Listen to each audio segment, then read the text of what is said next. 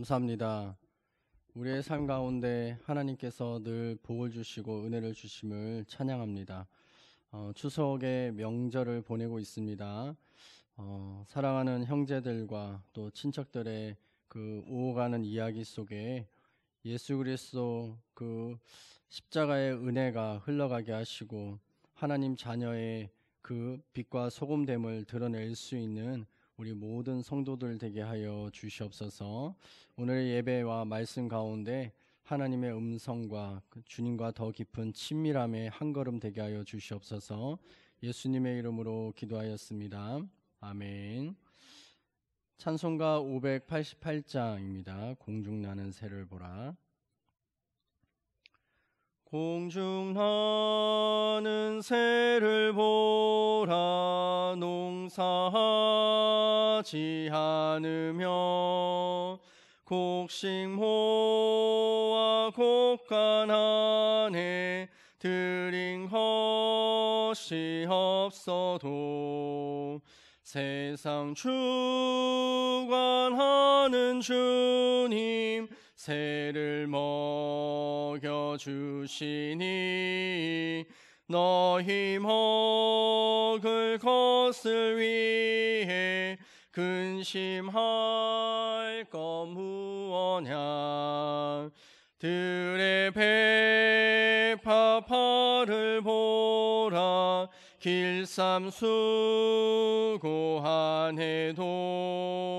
솔로몬의 입은 옷도 입고만 못하였네. 아궁 속에 던질 풀도 귀히 피시거든.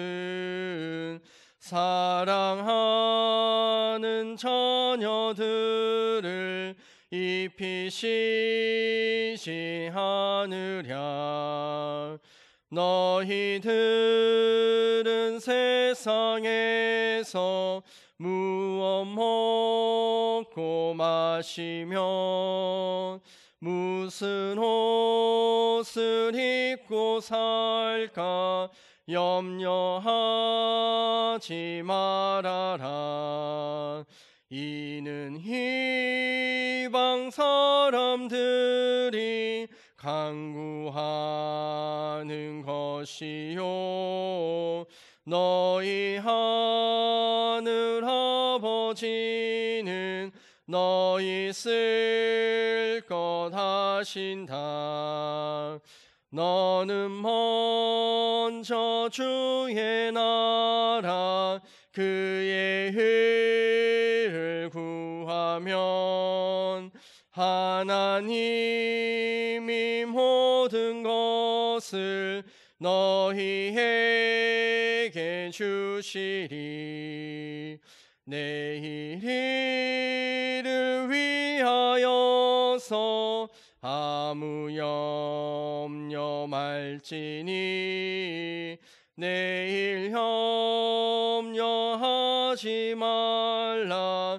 오늘 고생 족하다. 아멘. 오늘 우리들에게 주시는 하나님의 말씀은 에스겔 17장 1절에서 10절 말씀입니다. 제가 가진 성경으로는 구약성경 1173쪽에 있습니다. 에스겔 17장 1절에서 10절 말씀 우리 함께 한 목소리로 봉독합니다. 여호와의 말씀이 내게 임하여 이르시되 인자야 너는 이스라엘 족속에게 수수께끼와 비유를 말하라. 여호와께서 이같이 말씀하여 이르시되 색깔이 화려하고 날개가 크고 깃이 길고 털이 숱한 큰 독수리가 레바논에 이르러 백향목 높은 가지를 꺾되 그 연한 가지 끝을 꺾어 가지고 장사하는 땅에 이르러 상인의 성읍에 두고 또 그 땅의 종자를 꺾어 옥토에 심되 수양버들 가지처럼 큰 물가에 심더니 그것이 자라며 퍼져서 높지 아니한 포도나무 곧 굵은 가지와 가는 가지가 난 포도나무가 되어 그 가지는 독수리를 향하였고 그 뿌리는 독수리 아래에 있었더라. 또 날개가 크고 털이 많은 큰 독수리 하나가 있었는데 그 포도나무가 이 독수리에게 물을 받으려고 그 심어진 두둑에서 그를 향하여 뿌리가 뻗고 가지가 퍼졌도다. 그 포도나무를 큰 물가 옥토에 심은 것은 가지를 내고 열매를 맺어서 아름다운 포도나무를 이루게 하려 함이었음이라. 너는 이르기를 주 여호와의 말씀에 그 나무가 능히 번성하겠느냐? 이 독수리가 어찌 그 뿌리를 빼고 열매를 따며 그 나무가 시들게 하지 아니하겠으며 그 연한 잎사귀가 마르게 하지 아니하겠느냐? 많은 백성이나 강한 팔이 아니라도 그 뿌리를 뽑으리라. 볼지어다 그것이 심어졌으나 번성하겠느냐? 동풍에 부딪힐 때 아주 마르지 아니하겠느냐? 그 자라던 두둑에서 마르리라 하셨다 하라. 아멘. 네, 어저께가 추석 명절 당일이었는데 맛있게 많이 드셨나 모르겠습니다.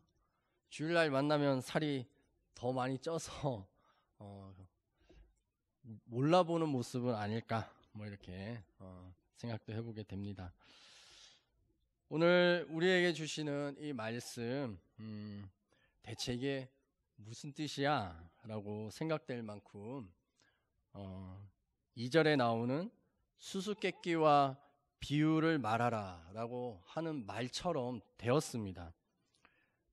3절에 보면 독수리가 나오는데 첫 번째 독수리 이렇게 이름을 붙여보겠습니다. 첫 번째 독수리는 색깔이 화려하고 날개가 크고 깃이 길고 털이 숱한 큰 독수리다 이렇게 말합니다. 이 독수리는 무엇을 상징하냐면 바벨론의 느부갓네살 왕을 상징하고 있습니다. 이 느부갓네살이 레바논에 이르러라고 말하는데 이 레바논이 바로 남유다 예루살렘 성을 뜻하고 있습니다.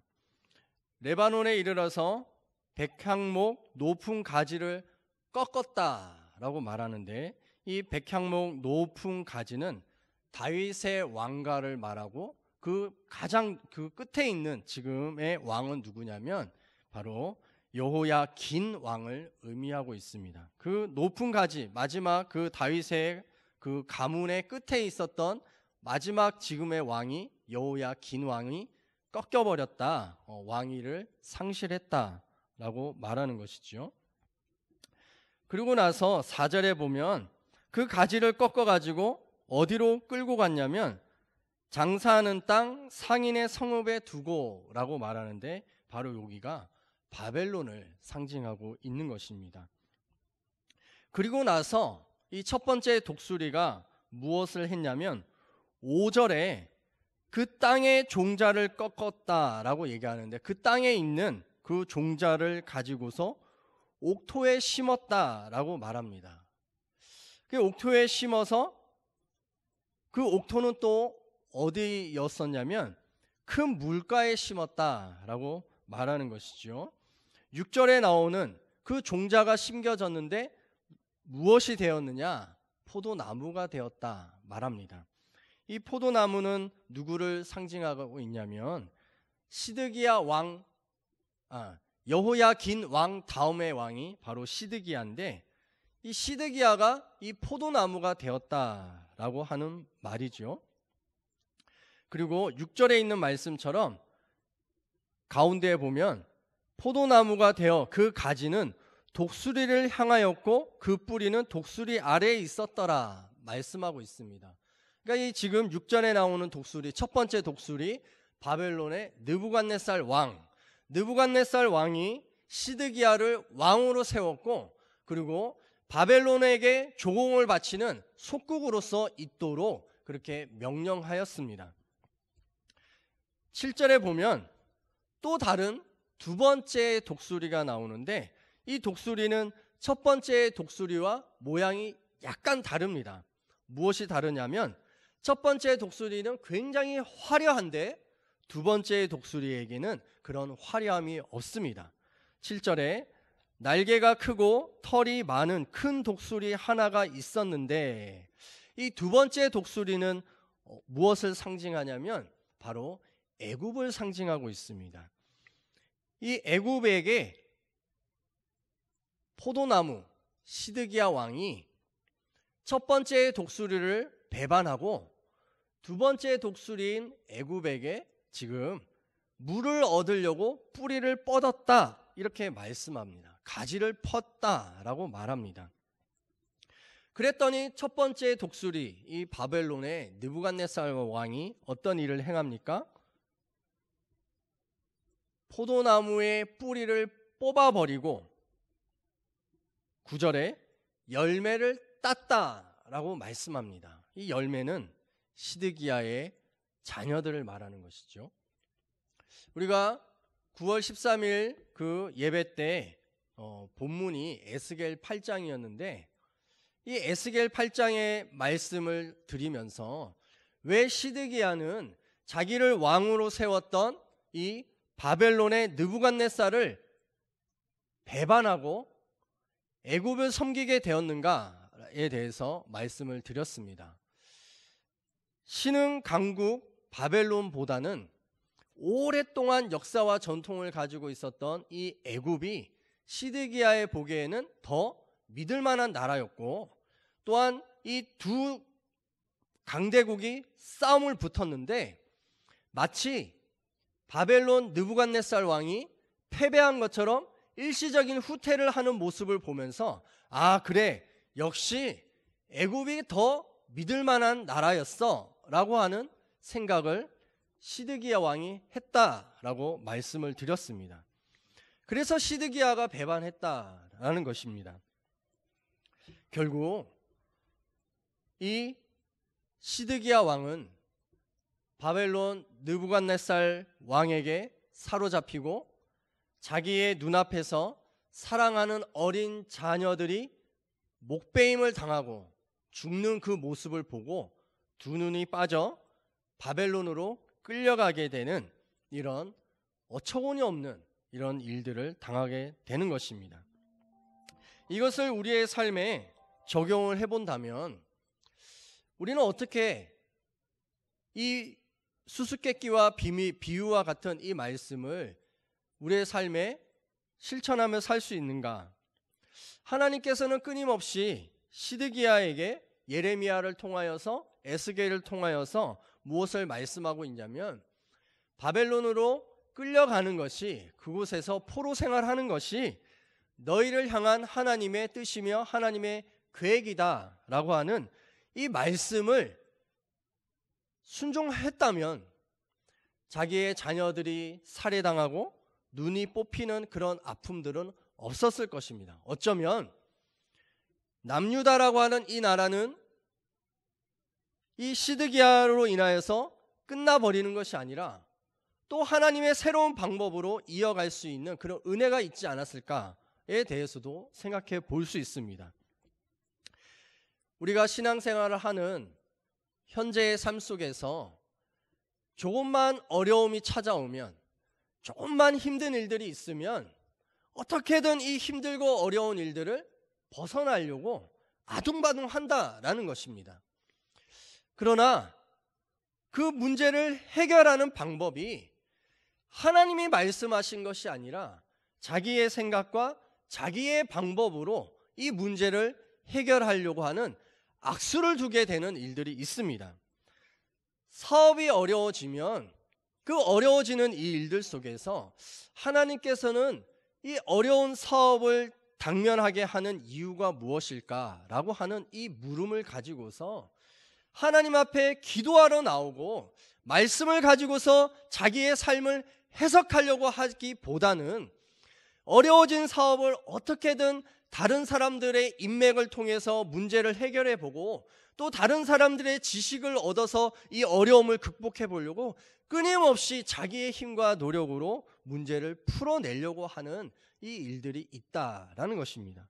사람들과의 관계, 또 재정적인 어려움, 또 건강에 이 문제들이 생기면 하나님 앞에 먼저 나오기보다는 어떻게든 이 문제가 빨리 해결되어지기를 위해서 이리 이리저리 뛰어다니는 모습을 보게 되는 것입니다. 하나님은 우리에게 말씀하시기를 어쩌면 힘들고 어려운 그 고통은 그 임계점이 찰 때까지 기다려야 한다라고 말씀하십니다. 우리 어린 아기들이 특별히 아프면 그렇게 얘기하죠. 아픔이 지나가야 이 애는 더 크게 될 것이다, 이렇게 얘기합니다. 또 어떤 의사들 같은 경우에는 아기들이 이게 열이 막 나면 무조건 해열제를 주지 않는 의사들도 있습니다. 왜냐하면 열이 난다라고 하는 것은 그 몸에 지금 세균이랑 바이러스랑 이렇게 계속 싸우고 있기 때문에 발열 반응이 나는 거잖아요. 그래서 어느 정도는 이 아픔, 이 열이 나는 것을 이 아이가 스스로 견뎌낼 수 있도록 해주는 시간을 가져야 면역 체계가 이 아이에게 더 굳건하게 세워져서 더 큰 병이 와도 너건히 이길 수 있는 일들이 있기 때문에 해열제를 무조건 처방해 주지 않는 이런 의사들의 처방도 있지 않습니까?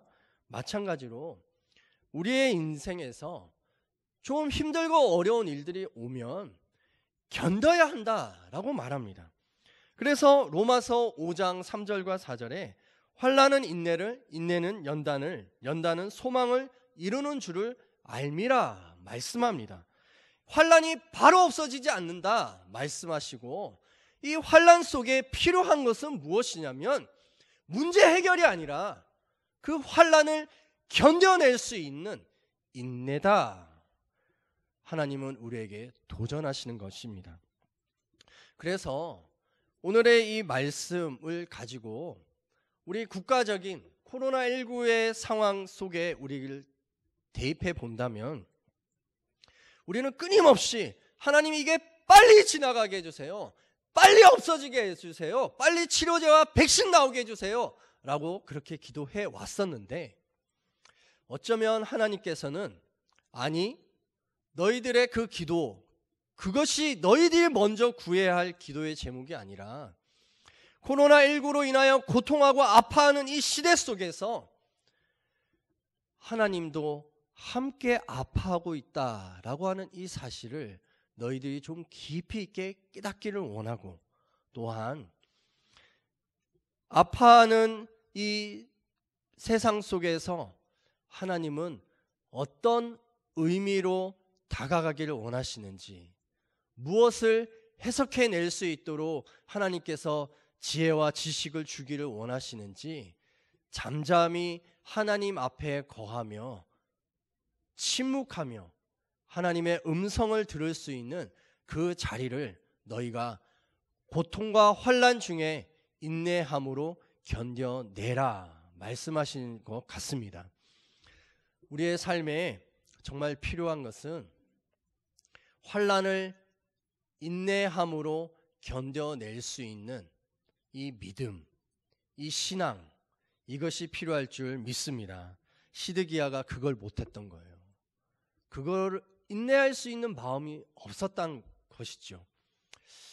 오늘 우리 조암신흥교회 성도 여러분, 혹시 추석의 이 시간을 지나면서 상처받고 고통하고 아파하는 일들이 혹시 있었습니까? 갈등하는 일들이 있었습니까?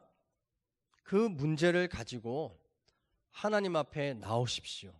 그리고 하나님 앞에 환난 중에 인내함으로, 연단 받음으로 하나님이 주시는 그 소망을 얻을 수 있는 모든 성도들 되기를 주의 이름으로 축복합니다. 우리 함께 기도하겠습니다. 할렐루야. 하나님 아버지, 이 시간 시드기야의 모습을 봅니다. 환난 가운데 하나님의 때를 기다려야 함에도 불구하고 박차고 나가는 그 조급함으로 인해서 어마어마한 고통을 더 직면하게 되었던 시드기야. 오 주님, 이 왕의 모습을 우리는 타산지석 삼게 하여 주셔서 우리 성도들, 우리 교회, 또한 이 나라 이 민족의 이 고통하고 있는 이 시간들 속에서 이 환난을 인내함으로 연단으로 해석해낼 수 있는, 그래서 환난 중에서도 소망을 품을 수 있는 우리 공동체 되게 하여 주시옵소서. 예수님의 이름으로 기도하였습니다. 아멘.